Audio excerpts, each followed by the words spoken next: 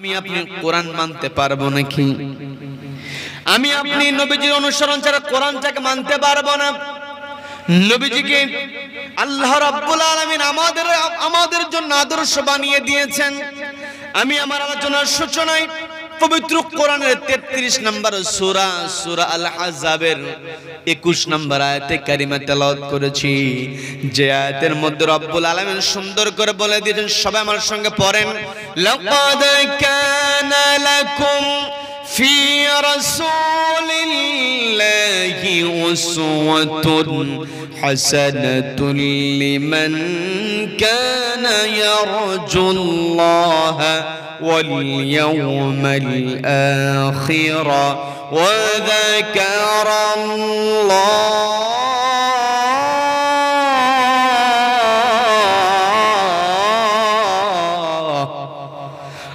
رب العالمين জানে আমার বান্দা তোমরা শুনে রেখে দাও, লাকাদ কানা লাকুম ফি রাসূলিল্লাহি উসওয়াতুন হাসানাহ, নিশ্চয় আমি রাসূলের মধ্যে তোমাদের জন্য রেখে দিয়েছি উত্তম আদর্শ।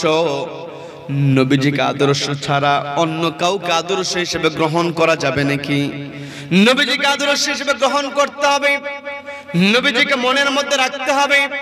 নবীজির অবস্থান যদি আমার আপনার মনের মধ্যে না থাকে, আমি আপনি কখনো পূর্ণাঙ্গ মুমিন হতে পারবো না। কথা বলেন ঠিক কিনা?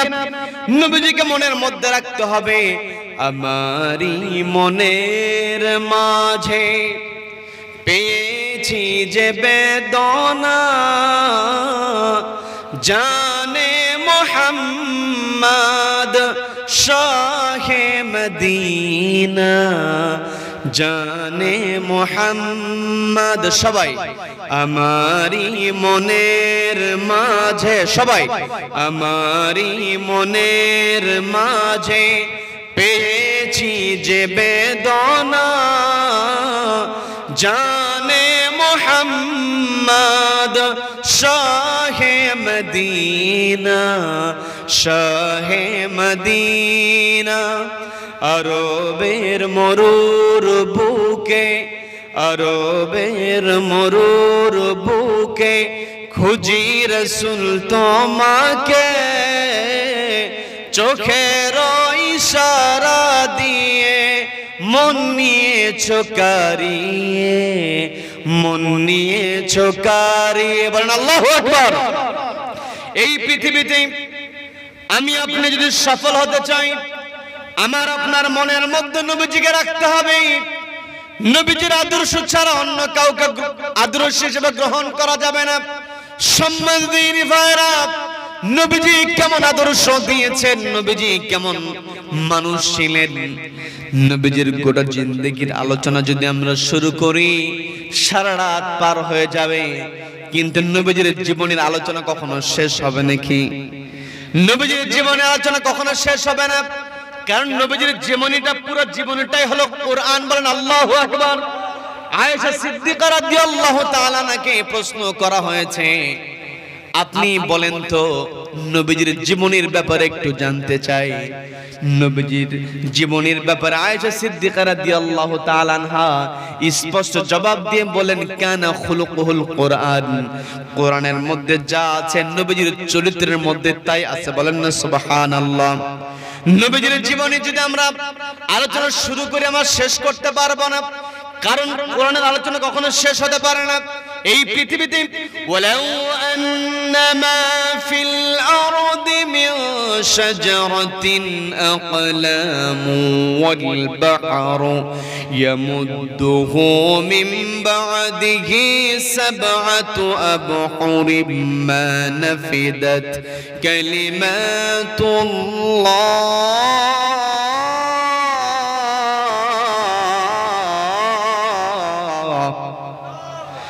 নবীজির জীবনী নিয়ে যে আমরা আলোচনা করব, আল্লাহ স্পষ্ট জানিয়ে দিলেন, ওয়ালাউ আন্নামা ফিল আরদি মিন শাজারাতিন আকলাম, এই পৃথিবীতে যত গাছ আছে সমস্ত গাছ যদি আকলাম হয়ে যায়, কলম হয়ে যায়, কলম হলো 1 বচন। এখানে আলেম ওলামারা আছেন যারা আরবি ব্যাকরণ বোঝেন, তারা সহজেই বুঝতে পারবেন।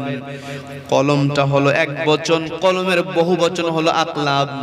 আল্লাহ বলে দিলেন এই পৃথিবীতে যত গাছ আছে সমস্ত গাছগুলোকে যদি কলম বানিয়ে দেওয়া হয়, ওয়াল বাহরু ইয়ামুদ্দুহু, এবং যত সমুদ্র আছে এই সমুদ্রের পানিগুলোকে যদি মিন বাদিহি সাবাতু বুহুরিন, অর্থাৎ যত সমুদ্র আছে এই সমুদ্রের পানিগুলোকে যদি কালিয়ে বানিয়ে দেওয়া হয়, শুধু তাই নয়, এর সঙ্গে যদি আরো 7 সমুদ্র যুক্ত করে সমস্ত পানিগুলোকে যদি কালি বানিয়ে ওই গাছরূপ কলম দিয়ে যদি আল্লাহর কালামের ব্যাখ্যা শুরু করে দেওয়া হয়, মা নাফিদাত কালিমাতুল্লাহ, আল্লাহর কালামের ব্যাখ্যা কখনো শেষ হবে না। বলেন না সুবহানাল্লাহ। আল্লাহর কালামের ব্যাখ্যা শেষ না হওয়া মানে নবীজির জীবনের আলোচনা শেষ না হওয়া। কথা বলেন ঠিক কিনা? নবীজির জীবনী আমি আপনি যদি আলোচনা শুরু করি এটা কখনো শেষ হবে না। কিন্তু নবীজির জীবনীর যদি একটা সারাংশ আমরা দান করাতে চাই, আমরা যদি নবীজির জিন্দেগির যদি লক্ষ্য করে দেখি, তাহলে দেখা যায় নবীজি নবুয়ত প্রাপ্ত হয়েছিলেন, নবীজির উপরে কোরআনটা অবতীর্ণ হয়েছিল নবীজির বয়স যখন ছিল 40 বছর। সবাইকে বলতে হবে কত বছর? 40 বছর বয়স যখন নবীজির হয়েছিল তখন নবীজির উপরে কোরআন অবতীর্ণ হয়েছে। কিন্তু নবীজির উপরে কোরআন অবতীর্ণ হওয়ার পূর্বেই নবীজি একটা উপাধি পেয়েছিলেন, সেই উপাধির নাম হলো আল আমিন। সবাইকে বলতে উপাধির নাম কি বলেন? আপনি কি আমার কথা বিরক্ত হচ্ছেন? আলোচনা কি শেষ করে দেব? নবীজি 40 বছর বয়সে নবুয়ত প্রাপ্ত হলেন, কিন্তু নবুয়ত পাওয়ার পূর্বেই নবীজি যে উপাধিটা অর্জন করলেন সেই উপাধির নাম হলো আল আমিন, আস-সাদিক। তার মানে আমি আপনি যদি নবীজিকে আদর্শ হিসেবে গ্রহণ করতে চাই, তাহলে আমার আপনার 1 নম্বরে যে বৈশিষ্ট্য থাকতে হবে সেটা হলো সত্যবাদী হতে হবে। মিথ্যা কথা যদি আমি আপনি বলি, নবীজির উম্মত হলে হিসেবে নিজেদেরকে দাবি করতে পারবো? নবীজির উম্মত হিসেবে যদি দাবি করতে চাই, সবার আগে আমার আপনার টার্গেট হতে হবে, আমাকে আপনাকে সত্যবাদী হতে হবে, মিথ্যাকে পরিহার করতে হবে। কিন্তু বড় দুঃখ নিয়ে বলতে হয়, আজকে আমাদের ভিতরে সবচাইতে বড় বদব্য যেটা হলো সেটা হলো আমি আপনি কথা বলার সময় কথায় কথায় মিথ্যা কথা বলে। কি কথা বলেন? এই মিথ্যা কথা আমাকে আপনাকে দূর করতে হবে। নবীজির 1 নম্বর বৈশিষ্ট্য ছিল নবীজি সত্যবাদী ছিলেন। 2 নম্বর নবীজির যে বৈশিষ্ট্য ছিল, নবীজি ছিলেন আমানতদার। নবীজি কখন আমানতের খেয়ানত করেছেন? নবীজি কখন আমানতের খেয়ানত করেন নাই। সম্মানিত দিনী ভাইরা, মাইকের আওয়াজ যতদূর পর্যন্ত যায় যারা শুনছেন বোঝার চেষ্টা করবেন।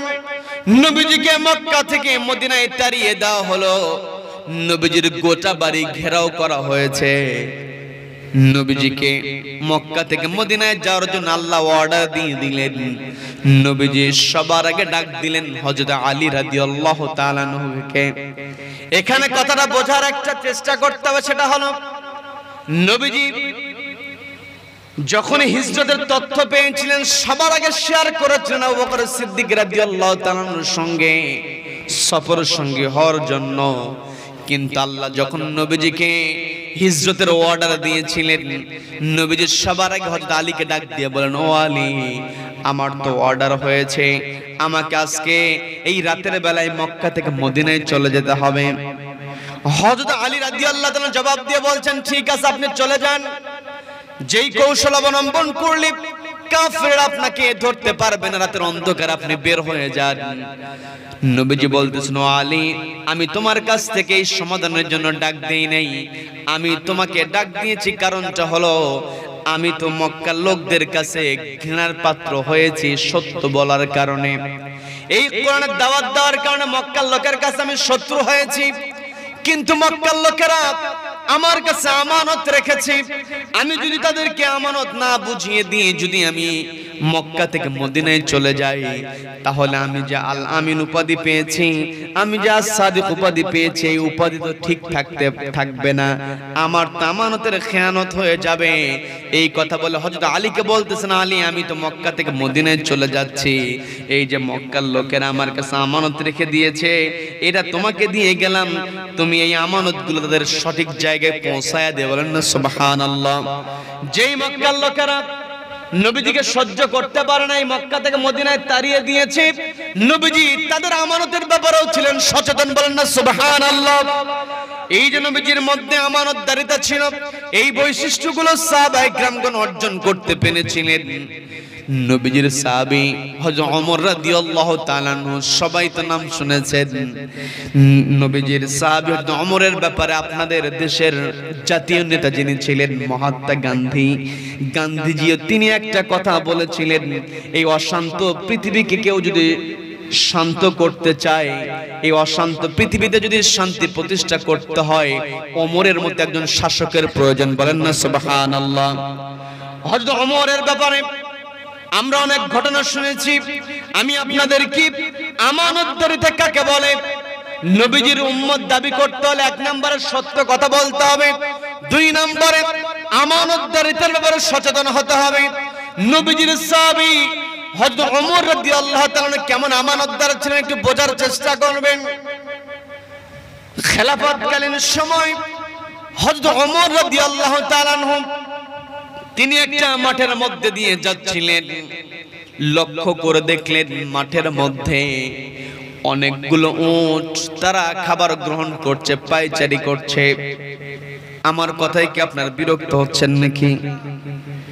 অনেকগুলো উট তিনি মাঠের মধ্যে লক্ষ্য করলেন, একটা উটের দিকে তার নজর চলে গেল, যেই উটটা ছিল অপেক্ষাকৃত একটু মোটা তাজা, যেই উটটার স্বাস্থ্য ভালো ছিল, শরীরে গোশত ভালো ছিল। হযরত ওমর চিন্তা করলেন, এই উটের মালিকটাকে কেমন করে উটটাকে লালন পালন করে, উটটা তো মোটা হয়েছে, আমি যদি এই তথ্যটা পাই আমার জনগণকে আমি জানাতে পারবো। কেমন চিন্তা ছিল হযরত ওমর রাদিয়াল্লাহু তাআলার মনের মধ্যে। জনগণ নিয়ে তিনি এত চিন্তা করতেন। রাতের বেলা ঘুমাতে যাবেন, বিছানায় পিঠটা ঠেকিয়ে দিয়েছেন, কিন্তু বিছানায় ঘুমাতে যাবেন, বিছানায় পিঠ ঠেকানোর পরে জনগণের কথা মনে পড়েছে, বিছানায় আর থাকেন নাই, রাতের বেলা বেরিয়ে পড়েছেন জনপদের মধ্যে জনগণের সেবা করার জন্য, জনগণের খোঁজ খবর নেওয়ার জন্য। বলেন না সুবহানাল্লাহ।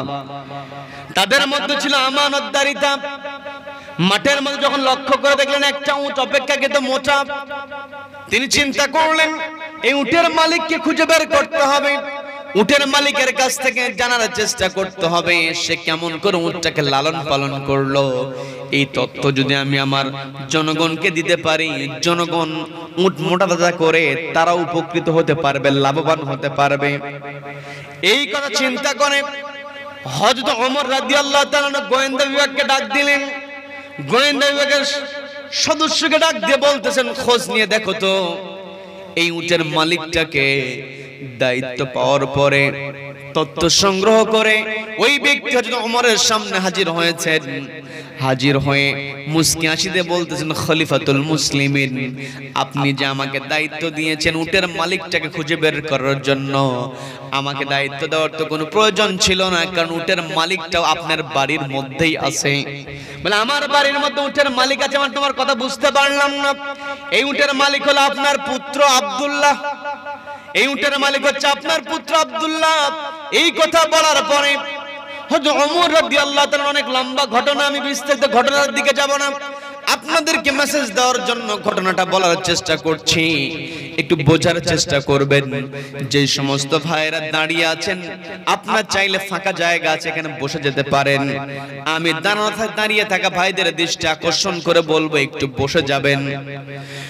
বন্ধুগণ, যে ঘটনায় ছিলাম, হযরত ওমর রাদিয়াল্লাহু তাআলা তার ছেলেকে ডাক দিলেন, পুত্রকে ডাক দিলেন, ডাক দিয়ে বলতেছে, আমার পুত্র, আমি শুনলাম, এই তথ্য পেলাম, সেটা হলো তুমি নাকি উট পালন করছো এবং তোমার উটটা হলো সবার উটের চাইতে সুন্দর, হৃষ্টপুষ্ট, স্বাস্থ্যবান। মনে হয় তুমি উটের খুবই যত্ন নাও, উটের খুব কেয়ার করো। এই কথা বলার পরে আব্দুল্লাহ রাদিয়াল্লাহু তাআলা তিনি জবাব দিয়ে বলতেছেন, কই না তো আমি উটের যত্ন তেমন নেই না, আমি তো অন্যান্য স্বাভাবিক উটের মতোই অন্যান্য ব্যক্তিদের মতো উটটাকে লালন পালন করে মাঠের মধ্যে ছেড়ে দেই, আবার বাড়িতে নিয়ে আসি, পানি পান করানোর সময় পানি পান করানোর চেষ্টা করি, অতিরিক্ত তো আমি তেমন কেয়ার করি না, যত্ন নেই না। এই জবাব যখন হযরত ওমরের কাছে দেওয়া হলো, হযরত ওমর সন্তুষ্ট হতে পারলেন না। হযরত ওমর রাদিয়াল্লাহু তাআলা সন্তুষ্ট হতে পারলেন না। তিনি আবার গোয়েন্দা সংস্থাকে ডাক দিলেন, ডাক দিয়ে বলতেছি, আমি আমার ছেলেকে যেই প্রশ্ন করেছিলাম প্রশ্নের জবাবটা আমার কাছে সন্তোষজনক মনে হয় নাই, আমাকে একটু তথ্য দিয়ে তোমরা সহযোগিতা করো। সেটা হলো এই উটটা অন্যান্য উটের চাইতে মোটা হওয়ার কারণটা কি?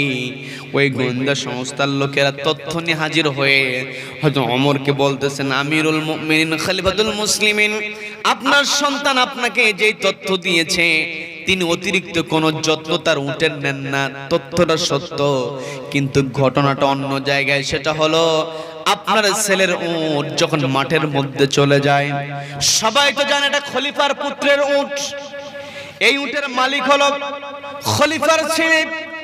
এই যে খলিফার ছেলের উট হওয়ার কারণে রাখালেরা অন্য নজরে তাকায়, অর্থাৎ যেই দিকে ভালো ঘাস আছে সেই দিক থেকে ঘাস খাওয়ার সুযোগ করে দেয়।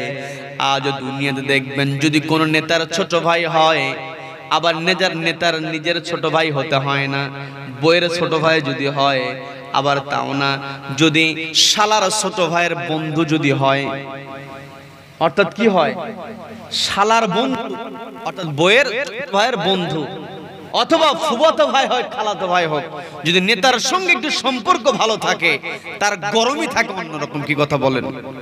আপনাদের এদিকে মানে কেমন হয় তা জানি না। মাইকটা খুবই বাজে, আমি কোনো প্রকার তৃপ্তি পাচ্ছি না কথা বলে, এত কষ্ট হচ্ছে আমার। আবার এখন সাউন্ডই চলে গেল একবার। ভাই কি করে ঘুমান নাকি? কারণ বিরক্ত হচ্ছেন, বিরক্ত হচ্ছেন।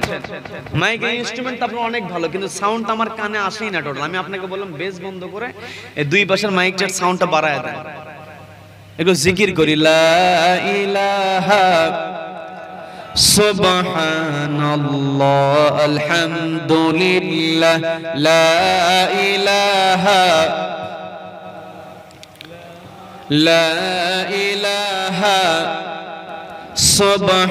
সুবহানাল্লাহ আলহামদুলিল্লাহ, লা ইলাহা আল্লাহ আল্লাহ আল্লাহ আল্লাহ, লা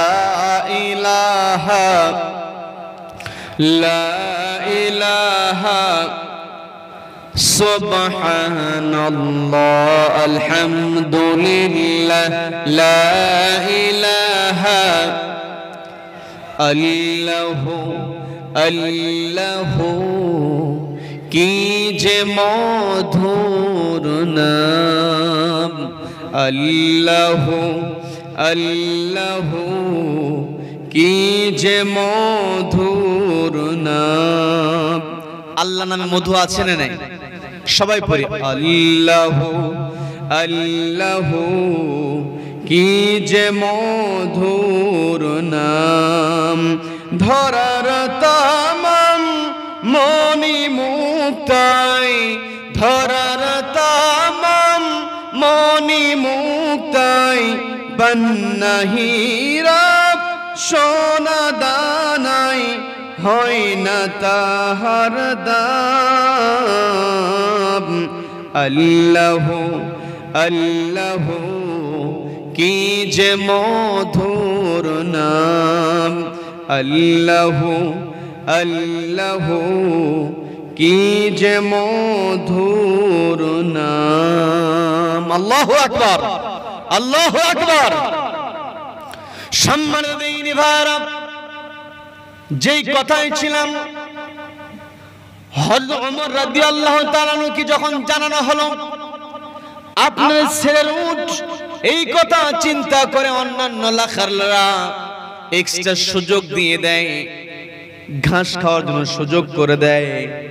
আবার যখন পানি পান করতে হয়, ওই পানি পান করার সময় সবার আগে আপনার পুত্রের উটটাকে সুযোগ দেওয়া হয়, যার কারণে অন্যান্য উটের চাইতে আপনার ছেলের উটটা অপেক্ষাকৃত মোটা হয়েছে। এই কথা বলার সঙ্গে সঙ্গে হযরত ওমর আর দেরি করলেন না। হযরত ওমর রাদিয়াল্লাহু তাআলা কোনো প্রকার দেরি করলেন না, সঙ্গে সঙ্গে তার ছেলেকে ডাক দিয়ে বলতেছেন, আমার পুত্র, তুমি 3 দিনের মধ্যে তোমার উটটাকে বিক্রি করে দেবে। সবাইকে বলতে হবে কয় দিনের মধ্যে, সবাইকে বলতে হবে কয় দিনের মধ্যে। 3 দিনের মধ্যে তুমি তোমার উটটা বিক্রি করে দেবে। বলে কেন বিক্রি করে দেব? 3 দিনের মধ্যে শুধুমাত্র বিক্রি করবে তা নয়, উট যখন তুমি বিক্রি করবে, তোমার উট বিক্রির সময় সবচাইতে রোগা সোগা অর্থাৎ সবচাইতে দুর্বল যে উট আছে, যে উটের গোশত একেবারে কম, যে উটটাকে দেখে পছন্দ হয় না, সেই উটের দামটাও শুনে নেবে। একদম দুর্বল উটের দামটা শুনবে এবং তোমার উটটা বিক্রি করবে। দুইটা দামের মধ্যে যে পার্থক্য হবে, অর্থাৎ অতিরিক্ত যে টাকাটা হবে, অতিরিক্ত যেই দাম তুমি পাবে, সেই অতিরিক্ত দাম 3 দিনের মধ্যে তুমি রাষ্ট্রীয় কোষাগারের মধ্যে জমা করে দেবে। বলেন না সুবহানাল্লাহ। কেন জমা করে দেব? হয়তো ওমর জবাব দিয়ে বলছেন, তুমি তোমার উটটা পালন করেছো, স্বাভাবিকভাবে ছেড়ে দিয়েছো, কিন্তু মাঠের মধ্যে রাখালেরা তোমার উট, অর্থাৎ তুমি আমার ছেলে হওয়ার কারণে, খলিফার পুত্র হওয়ার কারণে, আর খলিফার পুত্রের উট হওয়ার কারণে রাখালেরা যে অতিরিক্ত সুবিধাটা দিয়েছে, পানি পান করার ক্ষেত্রে, ঘাস খাবারের ক্ষেত্রে যে অতিরিক্ত সুবিধা দিয়েছে, কিয়ামতের ময়দানে আল্লাহ যদি আমাকে প্রশ্ন করে, তোমার এই খেলাফতের চেয়ারের কারণে তোমার সন্তান এক্সট্রা সুবিধা নিয়ে তার উটটাকে মোটা করেছে, সুবিধা পেয়েছে, এই প্রশ্ন যদি আল্লাহ আমাকে করে, আমি ওমর এর জবাব কখনো দিতে পারবো না। বলেন না সুবহানাল্লাহ, বলেন না সুবহানাল্লাহ। তাদের মধ্যে কেমন আমানতদারিতা ছিল, কিন্তু আজকে আমি আপনি নামের সামনে মুহাম্মদ লাগিয়ে দিয়েছি, কিন্তু আমার আপনার জিন্দেগিতে মুহাম্মদের যে বৈশিষ্ট্য, সত্য কথা বলা, নবীজি সাল্লাল্লাহু আলাইহি ওয়াসাল্লাম আমানতদারিতার ব্যাপারে ছিলেন সচেতন। আজকে আমি আপনি আমানতের খেয়ানত করছি। আমি আপনি দুনিয়াতে যত বড়ই কৌশলে আমি আপনি হই না কেন, সবকিছু একজন দেখছেন, তিনি কে? তিনি কে?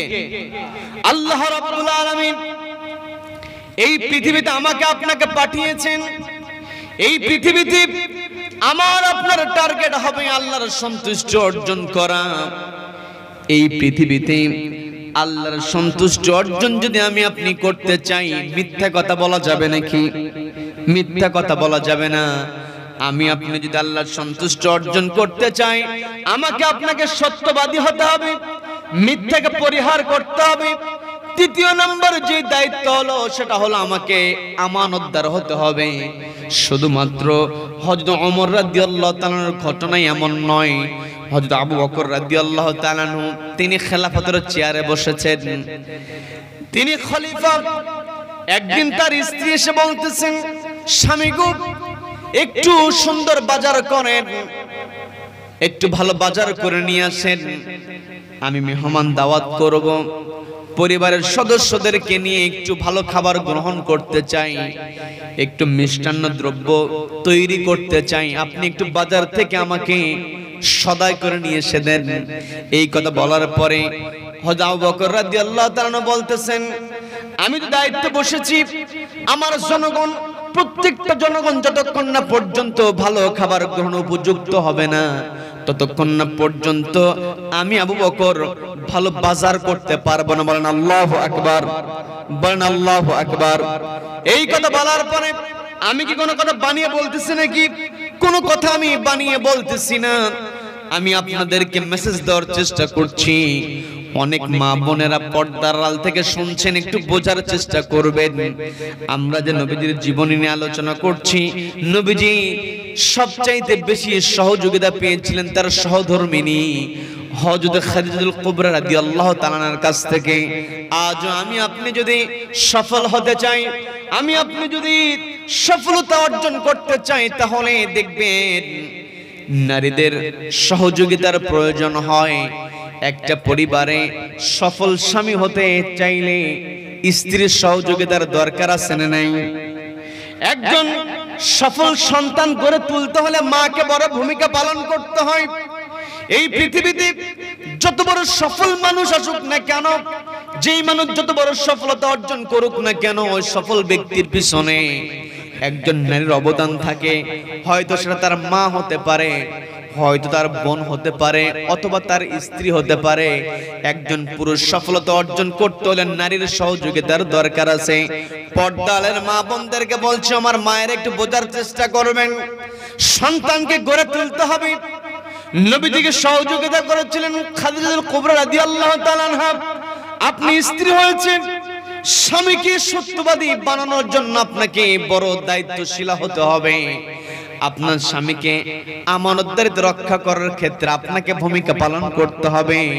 সম্মানিত বন্ধুগণ, যে কথাই ছিলাম, আবু বকর সিদ্দিক রাদিয়াল্লাহু তাআলা যখন বললেন আমি বাজার করতে পারবো না, তার স্ত্রী প্রত্যেকদিন রান্না করার পূর্বে, রুটি বানানোর পূর্বে প্রত্যেকদিন একটা মুঠ করে আটা আলাদা করে রাখেন।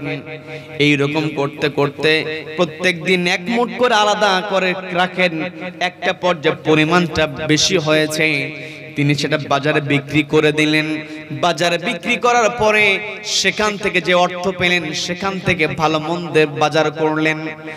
ভালো মন্দ বাজার করায় নিয়ে যখন সুন্দর করে রান্না করেছেন, রান্না করার পরে হয়তো আবু বকর রাদিয়াল্লাহু তাআলার সামনে যখন উপস্থাপন করেছেন, আবু বকর রাদিয়াল্লাহু তাআলা খাবার গ্রহণ করবেন। খাবার গ্রহণের পূর্বে স্ত্রীকে ডাক দিলেন। ডাক দিয়ে বলতেছেন, আমার স্ত্রী, এত সুন্দর রান্না করেছো, এত সুন্দর রান্না করার মতো বাজার তো আমি করি নাই, এত বাজার তুমি পেলে কোথায়? এই কথা বলার পরে স্ত্রী জবাব দিয়ে বলতেছেন, আমার স্বামী, প্রত্যেকদিন রান্না করার পূর্বে আমি অল্প অল্প করে আটা পৃথক করে রাখি, আলাদা করে রেখে যখন আটার পরিমাণ বেশি হয়ে গিয়েছে, সে আটাটা আমি বিক্রি করার পরে সুন্দর আয়োজন করেছি। হয়তো আবু বকর রাদিয়াল্লাহু তাআলা ওই বাইতুল মালের দায়িত্বে যিনি ছিলেন তাকে ডাক দিয়ে বলতেছেন, আমার স্ত্রী এই যে লম্বা একটা সময় আটা পৃথক করে যেই পরিমাণ আটা সারা আমার পরিবারটাকে চালিয়ে নিয়েছে, এই পরিমাণ আটা আগামী মাস থেকে তুমি আমার পরিবারে কম দিও। বলেন না সুবহানাল্লাহ, বলেন সুবহানাল্লাহ। তাদের দায়িত্বটা কেমন ছিল? তারা চাইলে তো নিজের পরিবারে যা দরকার তারা নিয়ে নিতে পারতেন, সেই ক্ষমতা তাদের ছিল, কিন্তু তারা করেন নাই। একমাত্র কার ভয়ে? আল্লাহ বলে দিন, লাআল্লাকুম তাত্তাকুন। রমজান মাস আমরা পার করলাম, রমজানে রোজা রাখলাম, না খেয়ে থাকলাম, খাবার গ্রহণ করি নাই, হালাল স্ত্রীর কাছে আমরা যাই নাই। ভালো, এটা আমাদের ভালো গুণ, কিন্তু শুধুমাত্র না খেয়ে থেকেই আমি আপনি যে আল্লাহ সন্তুষ্টি অর্জন করব, তাকওয়া অর্জন করব, এটা কিন্তু সম্ভব হবে না। তাকওয়া অর্জন করতে হলে আমার আপনার প্রথম যে টার্গেট থাকতে হবে সেটা হলো আমাকে আপনাকে সত্যবাদী হতে হবে, আমাকে আপনাকে আমানতদার হতে হবে। যেমনটা সত্যবাদী ছিলেন নবীজি, যেমনটা সত্য কথা বলেছেন নবীজির সাহাবীরা। নবীজির সাহাবীরা এই দুনিয়ার সম্পত্তিকে তারা কখনো প্রাধান্য দেন নাই। এই পৃথিবীতে আল্লাহ রাব্বুল আলামিন আমাকে আপনাকে পাঠিয়েছেন, আমার আপনার সব সময় টার্গেট থাকবে। আমি শুরু করেছিলাম, শুরুতেই দুইটা কথা বলেছিলাম, আমার আপনার টার্গেট হবে দৌড়াতে হবে আল্লাহর ক্ষমার দিকে। এক নম্বর টার্গেট হবে আমরা সব সময় ক্ষমা পাওয়ার চেষ্টা করব। কার ক্ষমা? কার ক্ষমা? দুই নম্বর আল্লাহ বললেন, ওয়া জান্নাতিন আরদুহা, এমন জান্নাতের পিছনে দৌড়াবে, আরদুহাস সামাওয়াতু ওয়াল আরদ। নবীজির সাহাবীদের দুনিয়ার সম্পত্তির প্রতি তেমন কোনো লোভ ছিল না। নবীজির একজন সাহাবী ছিলেন, নাম হলো আবু দাহদা রাদিয়াল্লাহু তাআলা আনহু। আবু দাহদা রাদিয়াল্লাহু তাআলা আনহু, তার বিশাল একটা খেজুরের বাগান ছিল। সেই খেজুরের বাগানের মধ্যে খেজুর গাছ ছিল 600 খেজুর গাছ। সবাইকে বলতে হবে কয়শো খেজুর গাছ? কি কথা বলবেন না? 600 খেজুর গাছ বিশিষ্ট বাগান, বিশাল বাগান। ওই বাগানের মধ্যে ছিল তার বসবাসের জন্য সুন্দর একটা বাড়ি। এবং সেই বাড়িতে ছিল পানি পান করার জন্য একটা কূপ, একটা কুয়া ছিল। একটু বোঝার চেষ্টা করবেন, যেই মানুষের মরুভূমির বুকে 600 খেজুর গাছ বিশিষ্ট বাগান থাকে, সেখানে সুন্দর বাড়ি থাকে, আবার সেই বাড়ির মধ্যে পানির কুয়া থাকে, সেই মানুষের দুনিয়াবি সফলতার আর কোনো কিছুই বাকি থাকে না। বাকি থাকে নাকি? কোন সফলতার বাকি থাকে না। আবু দাহদা রাদিয়াল্লাহু তাআলা ধনাঢ্য ব্যক্তি, নবীজির দরবারে বসে আছেন। এমত অবস্থায় নবীজির সামনে একজন ইয়েতিম বাচ্চা হাজির হয়েছে, অভিযোগ নিয়ে এসেছে। নবীজির সামনে হাজির হয়ে বলতেছেন, ইয়া রাসূলুল্লাহ, ইয়া হাবিবাল্লাহ, আমি আপনার কাছে এসেছি একটি বিষয়ের সমাধানের জন্য। নবীজি মুস্কি হাসি দিয়ে বলতেছেন, কি সমাধান চাও? নবীজি যখন কথা বলেছেন, নবীজির চেহারার মধ্যে মুস্কি হাসি লেগে থাকতো। বলেন না সুবহানাল্লাহ। আমি আপনি যদি মুস্কি হাসি দিয়ে কথা বলি, একজন মুসলমান আরেকজন মুসলমান ভাইয়ের সঙ্গে যদি মুস্কি হাসি দিয়ে কথা বলে, আমল নামে আল্লাহ সব লিখে দেন। বলেন না সুবহানাল্লাহ। আবার কোন মানুষ যদি আল্লাহর ভয়ে আল্লাহর কাছ থেকে ক্ষমা চেয়ে চোখের পানি ছাড়তে পারে, আল্লাহ খুশি হয়ে যান। এমন জীবন বিধান আমরা পেয়েছি। যদি আমরা হাসি দিই তখনও সওয়াব আছে, আবার যদি চোখ বেয়ে পানি বের করতে পারি তখনও সওয়াব আছে। বলেন না সুবহানাল্লাহ। নবীজির সাহাবী আবু দাহদা রাদিয়াল্লাহু তাআলা বসে আছেন, অন্যান্য সাহাবীরা বসে আছেন। এমত অবস্থায় এতিম বাচ্চা এসে বলতেছে, ইয়া রাসূলুল্লাহ, ইয়া হাবিবাল্লাহ, আমি এসেছি আপনার কাছ থেকে একটু সমাধান নেওয়ার জন্য। বলে, কিসের সমাধান? সেটা হলো, আমার একজন প্রতিবেশী আছে, নাম হলো আবু লুবাবা। বলে, হ্যাঁ বুঝতে পারলাম, তোমার প্রতিবেশী আবু লুবাবা। তো ঘটনা কি বলো? ওই ইয়েতিম বাচ্চা বলতেছেন, ইয়া রাসূলুল্লাহ, ইয়া হাবিবাল্লাহ, আমার বাবা দুনিয়া থেকে বিদায় হয়ে গিয়েছেন। দুনিয়া থেকে যখন বিদায় হয়েছেন, মৃত্যুর সময় আমার বাবা রেখে গিয়েছেন একটা খেজুরের বাগান রেখে দিয়েছেন। ওই খেজুরের বাগানটা আমার ভাই আবু লুবাবা, প্রতিবেশী আবু লুবাবার বাগানের সঙ্গে লাগানো। বাবা ইন্তেকালের পরে আমি চাইলাম আমার বাগানটাকে আমি বেড়া দিয়ে, প্রাচীর দিয়ে ঘেরাও করে নেব, সীমানা প্রাচীর দিয়ে দেব, সীমানা নির্ধারণ করব। এই চিন্তা করে আমি আমার জমিটা মেপে যখন সীমানা দিতে যাব, বেড়া দিতে যাব, প্রাচীর করতে যাব, এমত অবস্থা আমি খেয়াল করে দেখলাম আমার বাগানের সীমানায়, একেবারে প্রান্ত সীমানায় একটা খেজুর গাছ আমি লক্ষ্য করেছি, যেই খেজুরের জাতের সঙ্গে অন্য কোনো খেজুরের জাতের মিল খুঁজে পাওয়া যায় না।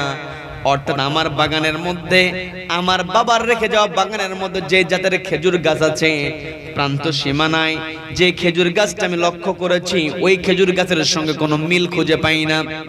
কিন্তু লক্ষ্য করে দেখলাম ওই প্রান্ত সীমানার যে খেজুর গাছটা আছে, ওই খেজুর গাছের সঙ্গে আমার প্রতিবেশী আবু লুবাবার খেজুরের গাছের মিল আছে, খেজুরের জাতের মিল আছে। তখন আমি চিন্তা করে দেখলাম, হয়তোবা আমার ভাই আবু লুবাবা ভুল করে আমাদের প্রান্ত সীমানায় গাছটা লাগিয়েছে। আমি কি প্রশ্ন করলাম, ভাই তুমি কি প্রান্ত সীমানায় খেজুর গাছ লাগিয়েছো কিনা? সে ভালো মন্দ কোনো জবাব আমাকে দেয় না। আমি আবার চিন্তা করলাম, হয়তো এমন হতে পারে ওই বাগানের খেজুরের বীজ এসে আমার প্রান্ত সীমানায় পড়েছে, সেখান থেকে চারা গজিয়ে গাছ হয়েছে। আমি আমার ভাই আবু লুবাবাকে বললাম, ভাই আমি তো আমার বাগানটা বাউন্ডারি করতে চাই, বেড়া দিতে চাই, সীমানা নির্ধারণ করতে চাই, কিন্তু যেই খেজুর গাছটা প্রান্ত সীমানায় আমি দেখছি, না জানি যদি আমার বাপ এই গাছটা না লাগায়, এই গাছ যদি তোমার হয়ে যায়, আর আমি যদি প্রাচীর করে আমার বাগানের মধ্যে গাছটা নিয়ে নেই, আমার তো অন্যায় হয়ে যেতে পারে।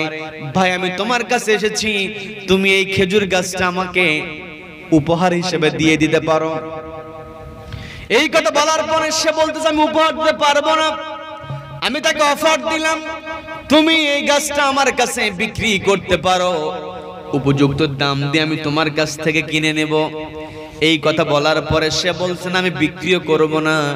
আমি তখন বললাম যে, ভাই তুমি না হয় এই গাছটা কেটে নিয়ে যাও, তুমি কেটে নিয়ে গেলে আমার সীমানা প্রাচীর দাও, আমার জন্য সহজ হবে। 3টা অফার আমি দিয়েছি।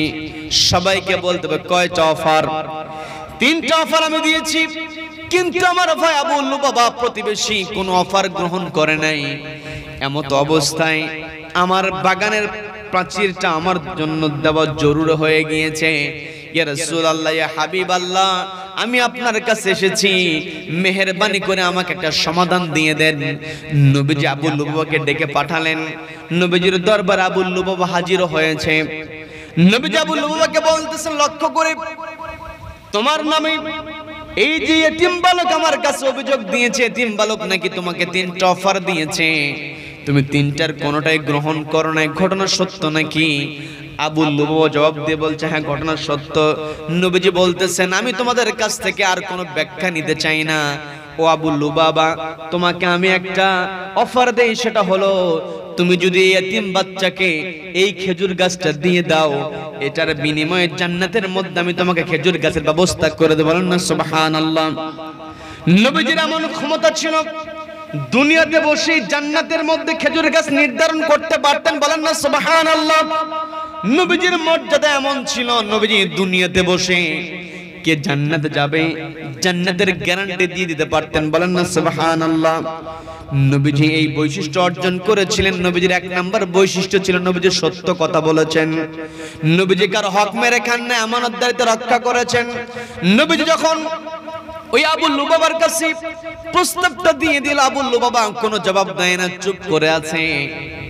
আবু লুবাবার চুপ থাকে দেখে নবীজি আবারও বললেন, আবু লুবাবা চিন্তা করে দেখো, দুনিয়াতে একটা খেজুর গাছ দিবা, বিনিময়ে জান্নাতের মধ্যে তোমাকে আমি একটা খেজুর গাছের ব্যবস্থা করে দেব।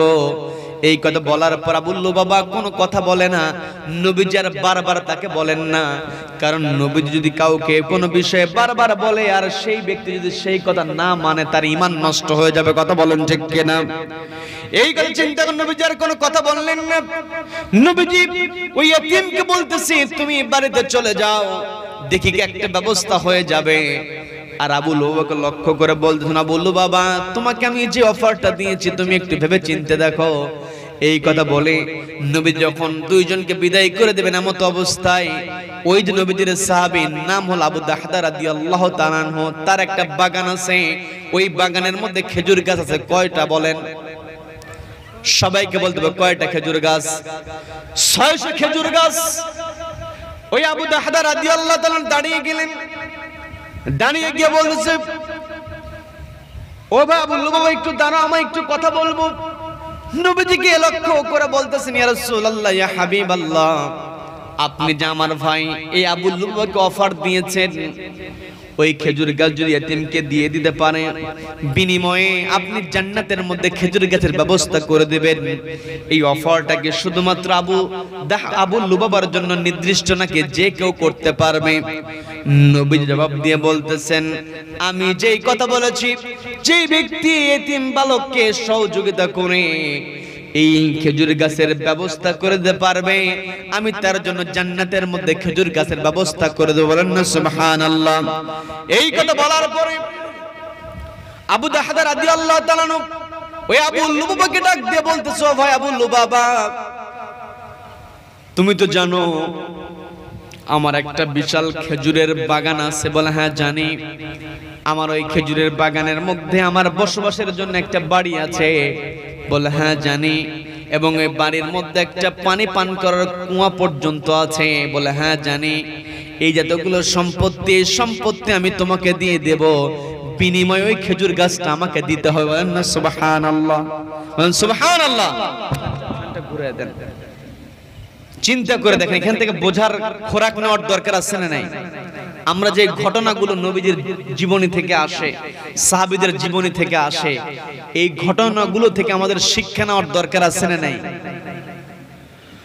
নবীজির সাহাবী আবু দাহদা রাদিয়াল্লাহু তাআলা যখন আবু লুবাবাকে লক্ষ্য করে বলতেছে, ভাই তুমি যদি আমাকে ওই খেজুর গাছটা দিয়ে দাও, বিনিময়ে আমার গোটা বাগান, বাড়ি এবং কুয়া আমি তোমাকে দিয়ে দেব। এই কথা বলার পরে প্রথম আবু লুবাবা কথাটা বিশ্বাস করতে পারে নাই। আবু লুবাবা ওই সাহাবী আবু দাহদার দিকে লক্ষ্য করে বলতেছে, ভাই তুমি কি আমার সঙ্গে মস্করা করো নাকি? তুমি কি আমার সঙ্গে ঠাট্টা করো? একটা খেজুর গাছের বিনিময়ে গোটা বাগান তুমি আমাকে দিয়ে দেবে? তখন আবু দাহদা রাদিয়াল্লাহু তাআলা বলতেছে, উপস্থিত সবাইকে লক্ষ্য করে বলতেছে, আমার ভাইয়েরা তোমরা সাক্ষী থাকো, আমি আবু লুবাবার সঙ্গে কোনো প্রকার ঠাট্টা মশকরা করছি না, কোনো প্রকার মিথ্যা কথা বলছি না। আমার ভাই আবু লুবাবা যদি আমাকে ওই খেজুর গাছটা দিয়ে দেয়, বিনিময়ে গোটা বাগান আমি তাকে দিয়ে দেব, তোমরা সাক্ষী থাকো। বলেন আল্লাহু আকবার। কেমন তাদের চিন্তা! যখন এই কথা বলা হলো, আবু লুবাবার কোনো কথা বলে না, যখন চুপ থাকে, আবু দাহদা বলতেছেন, ও ভাই আবু লুবাবা, তুমি কি আমাকে ওই খেজুর গাছ দিবা নাকি? যখন চেহারার দিকে লক্ষ্য করে অনেক সময় দেখা যায় চুপ থাকার স্বীকৃতির লক্ষণ হয়ে যায়। মানুষ অনেক সময় মুখ দিয়ে না বলে চুপ থেকে সম্মতি দিয়ে দেয়, এমন ঘটনা আমাদের সমাজের মধ্যে আছে না নাই? দৈনন্দিন জীবনে এমন ঘটনা আমার আপনার থেকে যায়। আবু লুবাবা যখন চুপ থেকে গেল, নবীজির সাহাবী আবু দাহদা বলতেছেন, ভাই তুমি যদি আমাকে ওই গাছটা দিয়ে দাও, এই মুহূর্তে আমি তোমাকে আমার গোটা বাগানটা আমি দিয়ে দেব। এই কথা বলার পরে বলতে, চলো দ্রুত আমার বাড়ির দিকে চলো। আবু লুবাবা হাঁটতে শুরু করেছে, বাগানের দিকে চলে যায়, বাড়ির দিকে রওনা হয়েছে। হঠাৎ করে থেমে গিয়েছি। থেমে যাওয়ার পরে আবু দাহদা রাদিয়াল্লাহু তাআলা বলতেছে, ভাই কোনো সমস্যা না, কোনো সমস্যা না। আবু দাহদা রাদিয়াল্লাহু তাআলা মনের মধ্যে চিন্তা হলো, আমি তো চিন্তা নিয়েছি, সেটা হলো এই দুনিয়ার বাগান ছেড়ে তো আমাকে একদিন চলে যেতে হবে, এই দুনিয়ার বাগান আমার সঙ্গে যাবে না। কিন্তু আমি যদি এই দুনিয়াতে এই বাগানটা ছেড়ে দিয়ে এই বাগানের বিনিময়ে যদি আমি জান্নাতের মধ্যে একটা খেজুর গাছের ব্যবস্থা করতে পারি, আমার চাইতে সফল আর কেউ হবে না। বলেন আল্লাহু আকবার। শুরুতে আমি সফলতার পরিচয় বলেছিলাম দুইটা বিষয়, ফামান যুহজিহা আনিন নার, যেই ব্যক্তি নিজেকে জাহান্নামের আগুন থেকে বাঁচাবে, ওয়া উদখিলাল জান্নাহ, এবং জান্নাতে প্রবেশ করতে পারবে, ফাকাদ ফাজ, ওই ব্যক্তি হলো সফল। আবু দাহদা রাদিয়াল্লাহু তাআলা চিন্তা করতেছেন, এই দুনিয়ার বাগানের দিকে তাকায় কোনো লাভ হবে না। আমি যদি এই দুনিয়াতে বাগান সারা রাস্তায় রাস্তায় চলি, একদিন তো আমাকে দুনিয়া থেকে চলে যেতে হবে। আর দুনিয়া থেকে যাওয়ার পূর্বে যদি জান্নাতের মধ্যে একটা খেজুরের গাছের ব্যবস্থা করতে পারি, এটাই আমার জীবনের সবচাইতে বড় পাওয়া হয়ে যাবে। আল্লাহু আকবার। এই কথা বলে আবু লুবাবাকে বাড়ির দিকে নিয়ে গেলেন। একেবারে বাগানের কাছে গিয়ে বাড়ির মধ্যে আবু দাহদা রাদিয়াল্লাহু তাআলা প্রবেশ করেন না, বাহির থেকে স্ত্রীকে ডাকতেছেন, স্ত্রীকে বাহির থেকে ডাকছেন, ভিতরে প্রবেশ করেন না। স্ত্রী লক্ষ্য করে দেখলেন, কি ব্যাপার, আমার স্বামী বাহির থেকে শুধু ডাকে, ভিতরে তো প্রবেশ করে না। বাড়ির বাহির অর্থাৎ গেটে এসে বলতেছে, কি ব্যাপার, বাহির থেকে ডাকাডাকি করছেন, বাড়ির মধ্যে কেন প্রবেশ করেন না? আবু দাহদা রাদিয়াল্লাহু তাআলা জবাব দিয়ে বলতেছেন, আমার স্ত্রী, এই বাড়িটা আগে আমাদের ছিল, এখন এই বাড়িটা আর আমাদের নাই, বাড়িটা আমি বিক্রি করে দিয়েছি। স্ত্রী বলতেছে, বাড়ি তো আপনি বিক্রি করে দিয়েছেন, নিশ্চয়ই ভালো দাম আপনি পেয়েছেন, ভালো দাম পাওয়ার কারণে বাড়িটা আপনি বিক্রি করে দিয়েছেন। স্বামী জবাব দিয়ে বলতেছে, হ্যাঁ, আমি এই বাগানটা বিক্রি করে দিয়েছি, খুব ভালো মূল্যে বাগানটা আমি বিক্রি করে দিয়েছি। এই কথা বলার পরে বলতেছে, কেমন দাম দিয়ে আপনি বিক্রি করেছেন? আবু দাহদা রাদিয়াল্লাহু তাআলা বলতেছে, আমি যে আমার এই বাগানটা বিক্রি করেছি, বাড়ি বিক্রি করেছি, এটার বিনিময়ে এমন সম্পত্তি আমি পেয়েছি, গোটা দুনিয়াতে তন্ন তন্ন করে খুঁজেও সে সম্পত্তি খুঁজে পাওয়া যাবে না। বলেন আল্লাহু আকবার। স্ত্রী এখন বলতেছে, কি ব্যাপার, আপনি বলতেছেন বাগান আমি বিক্রি করে দিয়েছি, আবার যেই মূল্য আপনি বিক্রি করেছেন গোটা দুনিয়া তন্ন তন্ন করে খুঁজলে মূল্য পাওয়া যাবে না, আমি তো আপনার কথা বুঝতে পারলাম না। এই কথা বলার পরে আবু দাহদা রাদিয়াল্লাহু তাআলা জবাব দিয়ে বলতেছেন, ও আমার স্ত্রী, আমি এই বাগানটা আজকে বিক্রি করে দিয়েছি, কিন্তু এই বাগানের মূল্য আমি আজকে গ্রহণ করি নাই। এই বাগানের মূল্য আমি গ্রহণ করব যেই দিন আমাকে তোমাকে গোটা দুনিয়ার মানুষকে যেই দিন কিয়ামতের ময়দানে আল্লাহ উঠাবেন, এরপরে আল্লাহ যে ফয়সালা দিবেন, ওই ফয়সালা আমার দরকার হবে না। ওই কিয়ামতের দিনে আমার বিচার যখন শুরু হবে, নবীজির সামনে আমি দাঁড়িয়ে এটার মূল্য নিয়ে নেব। বলেন না সুবহানাল্লাহ। আমি আপনার কথা এখনো বুঝতে পারলাম না, আপনি কেমন করে ওই দিন মূল্য নেবেন? আবু দাহদা রাদিয়াল্লাহু তাআলা বলতেছেন, আমার স্ত্রী তাহলে শুনে রেখে দাও, আমি এই বাগানের বিনিময়ে একটা খেজুর গাছ কিনেছি, যেই খেজুর গাছটা আমি এতিমকে দিয়ে দেব।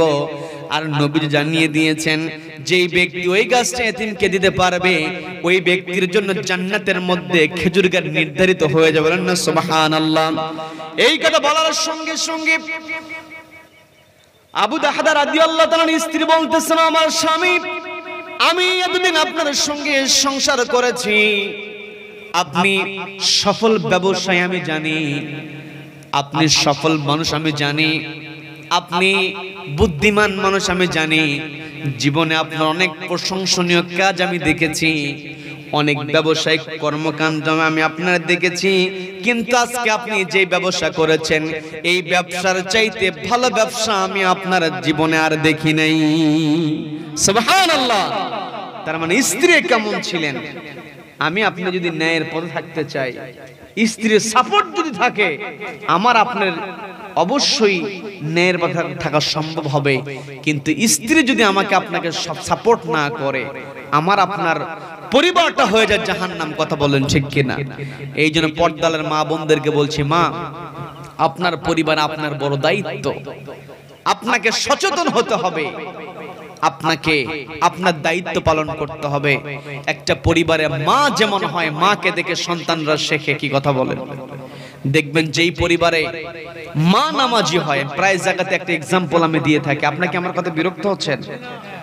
প্রায় জায়গাতে আমি একটা এক্সাম্পল দিয়ে থাকি, সেটা হলো, মা যদি নামাজি হয়, ওই নামাজি মায়ের সন্তানগুলো অধিকাংশ সময় অটোমেটিক নামাজি হয়ে যায়। এর দৃষ্টান্ত হলো, দেখবেন যেই মা নামাজ আদায় করে, মসজিদের মিনার থেকে আযান চলে আসে, মা ওযু বানিয়ে যায় নামাজ বিছিয়ে নামাজ আদায় করে। আর ওই মায়ের যদি 2.5 বছর 3 বছরের ছোট্ট বাচ্চা থাকে, প্রত্যেকদিন লক্ষ্য করে যে আমার মা যায় নামাজ বিছিয়ে এখানে নামাজ আদায় করে। ছোট্ট মানুষ 2.5 বছর 3 বছর, কোনটা রুকু, কোনটা সিজদা, কোনটা কিয়াম, কোনটা বৈঠক সে বোঝে না, কিন্তু প্রত্যেকদিন মাকে লক্ষ্য করে দেখে যে মা যায় নামাজ বিছিয়ে তার কপালটা মাটিতে ঠেকিয়ে মস্তকটা অবনত করে কার সামনে? আল্লাহর সামনে। প্রত্যেকদিন দেখতে দেখতে ছোট্ট বাচ্চার ওই ছোট্ট মনের মধ্যে একটা আকাঙ্ক্ষা তৈরি হয়ে যায়, মা ওযু বানিয়ে যায় নামাজ বিছিয়েছে, মা নিজে নামাজ পড়বে। কিন্তু ছোট্ট বাচ্চার মনের মধ্যে একটা আগ্রহ চলে এসেছে, মা যায় নামাজ বিছানোর পরে মা যায় নামাজে দাঁড়াবে। কিন্তু মাকে যায় নামাজে দাঁড়ানোর সুযোগ না দিয়া 2.5 বছরের 3 বছরের ছোট্ট বাচ্চা তড়ি ঘড়ি করে গিয়ে যায় নামাজের উপরে গিয়ে সিজদা দেওয়া শুরু করে। দৃশ্য আছে না নাই? আছে। এখন মা, আপনি যদি নামাজ না পড়েন, আপনার সন্তান কেমনে সিজদা দেওয়া শিখবে? বাবা, আপনি যদি মসজিদে আযান শোনার পরও যদি আড্ডায় থাকেন, আপনার ছোট বাচ্চা কেমন করে মসজিদে যাওয়া শিখবে? বাপ যদি নামাজি হয়, দেখবেন সন্তান অটোমেটিক নামাজি হয়ে যায়। দাদা নামাজ আদায় করে, ওই দাদার সঙ্গে বাচ্চাটা পিছ লাগে যে মসজিদে যাওয়ার জন্য। আযান হয়ে যায়, বাবা ওযু করবে, পানির ট্যাপটা ছেড়ে দিয়েছে, ওযু বানানো শুরু করেছে, ওইদিকে দেখবেন ছোট্ট বাচ্চা মসজিদে যাওয়ার জন্য দরজায় গিয়ে আগে দাঁড়িয়ে আছে। কি কথা বলেন? তার মানে যেই বাবার ভিতরে মসজিদে যাওয়ার অভ্যাস আছে, যেই পরিবারে মা সত্য কথা বলে, ওই পরিবারের সন্তানও সত্য কথা বলবে। আর যেই পরিবারে মা ফাঁকি দেয়, মিথ্যা কথা বলে, ওই ছোট্ট বাচ্চা মাকে দেখে ফাঁকিবাজ হবে। কি কথা বলেন? যেই পরিবারে বাবা মিথ্যা কথা বলে, সন্তান যদি লক্ষ্য করে দেখে যে বাবা মিথ্যা কথা বলেছে, ওই সন্তানের চেষ্টা করে, বাপ যদি মিথ্যা বলে তাহলে আমিও বলতে পারবো। কি কথা বলেন? কিন্তু বাবা যদি সত্য কথা বলে, বাবা যদি আমানতদার হয়, আমি আপনাদেরকে যে মেসেজ দেওয়ার চেষ্টা করছি সেটা হলো, এই পৃথিবীতে অনেক আলোচনা আমরা শুনেছি, অনেক ওয়াজ নসিহত আমরা শুনি, কিন্তু আমার আপনার আমল করার জন্য 2টা বিষয় খেয়াল করা দরকার। একটা হলো, আমাকে আপনাকে সত্য বলতে হবে। 2 নাম্বার, আমাকে আপনাকে আমানতদার হতে হবে, আমাকে আপনাকে দায়িত্বশীল হতে হবে। এই পৃথিবীতে আল্লাহ রাব্বুল আলামিন আমাকে আপনাকে পাঠিয়েছেন, বিভিন্ন ক্যাটাগরি আমাকে আপনাকে আল্লাহ রাব্বুল আলামিন দিয়েছেন। এই পৃথিবীতে যে আমরা এসেছি, এই পৃথিবীতে যত মানুষ আছে, প্রত্যেকটা মানুষ এসেছে 2 জনের মাধ্যমে। কয়জনের মাধ্যমে? সবাইকে বলতে হবে কয়জনের মাধ্যমে? রাব্বুল আলামিন সুন্দর করে বলছেন, ইয়া أيها الناس إن إنا خلقناكم من ذكر وأنثى وجعلناكم شعوبا وقبائل لتعارفوا إن أكرمكم عند الله أتقاكم إن الله عليم خبير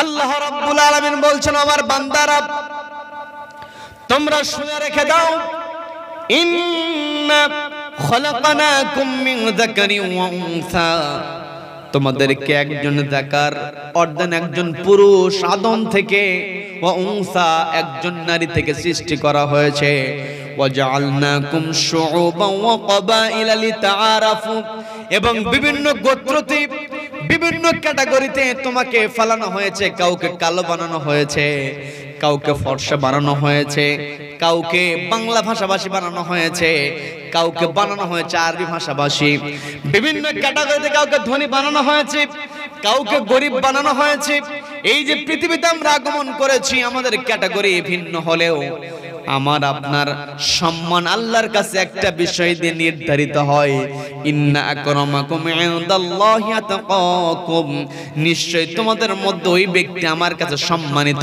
যার তাকওয়া যত বেশি হবে তার মর্যাদা তার সম্মান আমার কাছে তত বেশি হবে বন্ধুগণ আমি আপনি যদি তাকওয়াবান হতে চাই আমার আপনার দায়িত্ব হলো সত্য বলতে হবে আমানতদারিত্ব অর্জন করতে হবে এই পৃথিবীতে আল্লাহ রাব্বুল আলামিন আমাদেরকে পাঠিয়েছেন বিভিন্ন দায়িত্ব আমাদেরকে দিয়েছেন এই পৃথিবীতে আমরা এসেছি আমার ভিতরে যদি সত্য থাকে আমার ভিতরে যদি দায়িত্ববোধ থাকে সবচাইতে বড় দায়িত্ব এই পৃথিবীতে আমাকে আপনাকে আল্লাহ বিভিন্ন ক্যাটাগরিতে তৈরি করেছেন এই পৃথিবীতে চলতে গেলে এক একজন মানুষের এক একটা পরিচয় থাকে কেউ হয় ছাত্র কেউ হয় শিক্ষক কেউ হয় ড্রাইভার কেউ হয় দোকানদার কেউ হয় অফিসার একজন ব্যক্তি যখন ড্রাইভার হবে যার পরিচয় হবে ড্রাইভার দেখবেন তার দায়িত্ব হলো কোন গাড়ি বের করে চালানো কারো পরিচয় যদি শিক্ষক হয় তার দায়িত্ব হলো শিক্ষকতা করা ছাত্রদেরকে পাঠদান করা কেউ যদি ছাত্র হয় তার দায়িত্ব হলো ক্লাসে যাবে পড়াশোনা করবে বাড়িতে লেখাপড়া করবে কারো দায়িত্ব যদি হয় দোকানদার সে দোকানদারি করবে ব্যবসা করবে তার মানে গোটা দিনের মধ্যে যার যেমন পরিচয় ওই পরিচয়ের আলোকে সে তার কাজ করছে ড্রাইভার তার গাড়ি চালায় এই যে আমার সামনে ইউটিউবার ভাইরা ভিডিওগুলো করছে তারা ইউটিউবার হওয়ার কারণে তাদের দায়িত্ব তারা ভিডিও করছে তাদের দায়িত্ব তারা পালন করছে এই যে আমার সাউন্ড সিস্টেমের ভাইরা তাদের দায়িত্ব সাউন্ডটাকে দেখা ডেকোরেশনের ভাইরা ডেকোরেশনের কাজ করেছে ভিন্ন ভিন্ন পরিচয় থাকার কারণে সবাই ভিন্ন ভিন্ন কাজ করছে কিন্তু এই পৃথিবীতে যত পরিচয় আমার আপনার থাকুক না কেন সবার আগে আমার আপনার পরিচয় হলো আমি আপনি হলাম মুসলমান কথা বলেন ঠিক কিনা আমি শিক্ষক হওয়ার কারণে দৈনিক 7 থেকে 8 ঘন্টা আমার শিক্ষা প্রতিষ্ঠানে ব্যয় করতে হয় আমি ছাত্র হওয়ার কারণে দৈনিক ন্যূনতম সময় আমাকে পড়াশোনা করতে হয় আমি আপনি ব্যবসায়ী হওয়ার কারণে ব্যবসা প্রতিষ্ঠানে আমাকে আপনাকে সময় দিতে হয় ভিন্ন ভিন্ন পরিচয়ে আমি আপনি কাজগুলো করছি কিন্তু আমার আপনার বিবেককে প্রশ্ন করতে হবে আমার আপনার সবার আগের পরিচয় হলো মুসলমান 24 ঘন্টার মধ্যে মুসলমান হিসেবে কোন দায়িত্বগুলো পালন করছি বিবেককে প্রশ্ন করার দরকার আছে না নাই এই পৃথিবীতে আল্লাহ রাব্বুল আলামিন আমাকে আপনাকে মুসলমান বানিয়েছেন এটা আমার আপনার জন্য রহমত আল্লাহ আমাকে ইসলাম দিয়েছেন আপনাকে ইসলাম দিয়েছেন ইসলাম পাওয়ার পরে মুসলমান পরিচয় হওয়ার পরে মসজিদের মিনার থেকে যখন আযান ভেসে আছে কানের মধ্যে যখন আযানের বাক্যগুলো প্রবেশ করে মুয়াজ্জিন সাহেব যখন বলে হাইয়া আলাস সালাত মুয়াজ্জিন সাহেব যখন বলে হাইয়া আলাল ফালাহ নামাজের দিকে আসো কল্যাণের দিকে আসো আমি আপনি মুসলমান হওয়ার পরে যদি নামাজের দিকে না যাই, যতই মুসলমান দাবি করি আমি আপনি কখনো মুসলমান হতে পারবো না। কথা বলেন ঠিক কিনা? খেয়াল করে দেখবেন, বোঝার চেষ্টা করবেন। পর্দালের মা বোনেরা যারা শুনছেন একটু বোঝার চেষ্টা করবেন। আমরা যে ইসলাম পেয়েছি, ইসলাম হলো 5টা স্তম্ভের উপর প্রতিষ্ঠিত। 1 নম্বর ঈমান আমরা এনেছি, এরপরে আমাদের দায়িত্ব হলো নামাজ, এরপরে আমাদের দায়িত্ব হলো যাকাত দেওয়া, এরপরে আমার আপনার দায়িত্ব হলো হজ করা, এরপরে আমার আপনার দায়িত্ব হলো রোজা রাখা। এই যে আমি আপনি রোজা চলে গেছে, রমজান মাস চলে গেছি, আমি আপনি চাইলে কি এখন রমজানের ফরজ রোজা আদায় করতে পারবো নাকি? তার মানে একটা নির্ধারিত সময়ের মধ্যে রোজা রাখতে হয়, নির্ধারিত মাস দেওয়া থাকে, বাকি 11টি মাসে আমি আপনি কিন্তু রোজা নামক স্তম্ভটাকে স্পর্শ করতে পারবো না, পালন করতে পারবো না।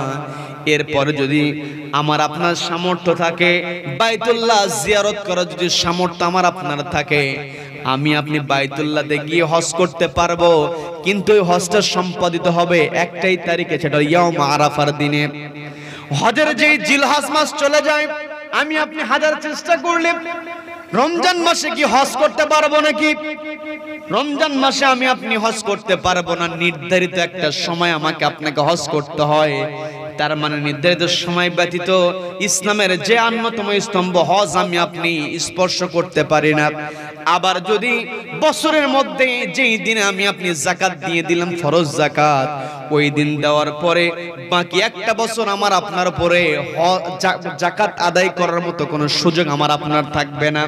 তার মানে রোজা পালন করি, এটাও নির্ধারিত সময়, এরপরে হজ আদায় করি, সেটাও নির্ধারিত সময়, যাকাত প্রদান করি, সেটাও নির্ধারিত সময়, ঈমান আনয়ন করা সেটাও এনে ফেলেছি।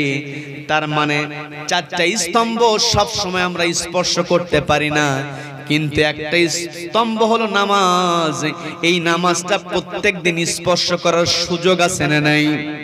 এখন এই সুযোগ পাওয়ার পরে মুয়াজ্জিন আজান দিয়েছি, কোন করে আজানের শব্দ এসেছে, আমি আপনি যদি নামাজের দিকে না যাই, যতই নিজেকে মুসলিম দাবি করি না কেন, প্রকৃত মুসলিম কখন আমরা হতে পারবো না।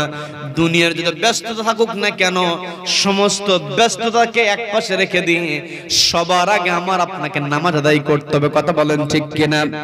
নবীজির সাহাবী ছিলেন হামেদ আল-লাফাফ রাদিয়াল্লাহু তাআলা আনহু। জুমার দিন সকালবেলা তার যে গাধা আছে, গাধাটাকে তিনি কোথাও খুঁজে পান না। গাধা খুঁজতেছেন, খুঁজে কোথাও পাওয়া যায় না। একটা পর্যায়ে জুমার নামাজের আজান হয়ে গিয়েছে। তিনি চিন্তা করতেছেন, আমি তো জুমার নামাজের দিকে যদি চলে যাই, আমার লম্বা সময় ব্যয় হবে, খুতবা শুনতে হবে, আমার সময় যাবে। এই দিকে আমার একমাত্র বাহন এই গাধাটা খুঁজে বের করা দরকার। কি করব? আমি কি একাকি যোহরের নামাজ পড়ি, গাধাটা খুঁজতে থাকবোই নাকি? আমার তো বিপদ, আমার গাধাটা খুঁজে দরকার। নামাজের দিকে গেলে গাধা কোথায় চলে যাবে আমি আর খুঁজে পাবো না। 4 রাকাত নামাজ পড়ে আমি যদি বেরিয়ে পড়ি, আমার সময় পাবো। আমি কি এখন কি করব? নামাজের দিকে যাব নাকি গাধা খুঁজতে যাব? এই দুটো নাই পড়ার পরে তিনি চিন্তা করলেন, নিশ্চয় শয়তান আমাকে ধোঁকা দেওয়া শুরু করেছে। কাজে আল্লাহর যেই বিধান জুমার নামাজ, সপ্তাহে একদিন সুযোগ আসে, কাজেই আমি আল্লাহর উপরে ভরসা করে গাধাটা খুঁজবো নামাজের পরে।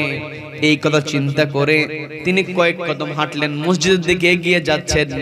এমত অবস্থায় তার মনের মধ্যে আর একটা কথা মনে পড়েছে, সেটা হলো আমি তো সকালবেলা স্ত্রী যখন আমাকে খাবার দিয়েছি, আমার সামনে রুটি দিয়েছি, স্ত্রী রুটি দেওয়ার সময় তথ্য আমাকে জানিয়ে দিয়েছে, সেটা হলো দুপুরবেলা যে রুটি বানাবো সেই রুটি বানানোর মতো আটা আমার ঘরের মধ্যে নাই। এই কথা যখন স্ত্রী আমাকে বলেছিল, আমি তো আমার জবের বস্তা কলে রেখে এসেছি, সিরিয়াল পাই নাই, আটা ভাঙিয়ে আনবো, জবের আটা তৈরি করবো, আমি তো সিরিয়াল পাই না, আটার বস্তা আমি আমার কলে রেখে এসেছি। এখন আমি যদি গাধা খুঁজতে যাই, আমি যদি এখন নামাজের দিকে এগিয়ে যাই, এই দিকে নামাজের লম্বা সময় চলে যাবে, দুপুরবেলা আমার স্ত্রীকে খাবার দেওয়া হবে না, সন্তানকে খাবার দেওয়া হবে না। পরিবারে স্ত্রী এবং সন্তানকে খাবার তুলে দেওয়ার দায়িত্ব প্রত্যেকটা পুরুষের কাঁধের উপরে দিয়েছেন কে? আল্লাহ দিয়েছেন।